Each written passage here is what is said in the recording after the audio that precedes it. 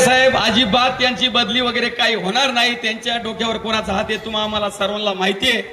आणि म्हणून असे अनेक अधिकारी अनेक खात्यामध्ये जर सोडले तर ही सगळी साफसफाई केल्याशिवाय आपलं सरकार स्वस्थ बसणार नाही। आणि जर सरकार असंच राहिलं तर सरकारला सुद्धा आपले तो उलथून पाडल्याशिवाय राहणार नाहीत। कारण लोकांना काय पाहिजे हे तुम्ही आम्ही सगळ्यांनी ओळखलेलं आहे।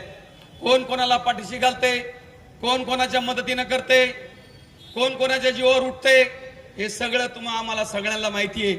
आता भविष्यामध्ये कोणी कोणी चोऱ्या केल्यात, कोण कोण करते, कोणी कोणी केल्या होत्या, कोणाला करायच्यात, बाबांनो तुम्हाला हात जोडून विनंती, हे पाप आहे, हे तुम्ही महापाप केले। लोकांच्या जीवाशी खेळायचं इतकं महापाप हे तुम्ही तुमच्या डोक्यावर घेतले। याची परतफेड तुम्हाला कुठल्या रूपाने करावं लागेल हे सांगता येणार नाही। पण तुमचा सुद्धा जीव एक दिवस तडफडून मेल्याशिवाय राहणार नाही। कारण तुम्ही केलेलं पाप हे तुम्हाला फेडावं लागेल। कारण ह्या भेसळयुक्त दुधामध्ये ज्यांनी ज्यांनी घाण केली, ज्यांनी ज्यांनी पाप केलं, ज्याचं त्याचं पाप ज्याला त्याला फेडावं लागेल।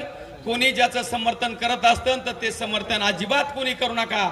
जे कोणी करताय त्यांना दोषी ठरवा, त्यांना कडकातली कडक शिक्षा झाली पाहिजे। एवढंच या ठिकाणी सांगायचं। आता कोणाचं नामोल्लेख घ्यायची काय या ठिकाणी गरज नाही। पत्रकारांनी त्या दिवशी आम्हाला सुद्धा विचारलं, तुम्ही भारतीय जनता पक्षाचे पदाधिकारी आहे, तुमचं काय मत आहे, ही संशयाची सुई कोणाच्या दिशेने फिरती सगळ्यांना माहिती आहे। स्टेजवरच्यांना माहिती आहे, खाली बसलेल्यांना माहिती आहे। आता जोपर्यंत तपासामध्ये नाव सिद्ध होत नाही तोपर्यंत आपण सुद्धा कोणाच्या नावाला बोट लावू शकत नाही। परंतु केलेलं पाप हे ज्याला त्याला फेडावं लागेल।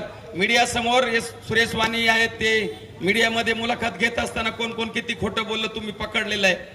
म्हणून खोटं बोलून सुद्धा तुम्ही पाप करायचा प्रयत्न करता, परंतु या पापातून कोणालाही मुक्त होता येणार नाही। मुक्त व्हायचं असेल तर आपल्या जीवाभोवती काहीतरी गडबड होईल आणि मग त्याच्यातून मुक्तता करता येईल।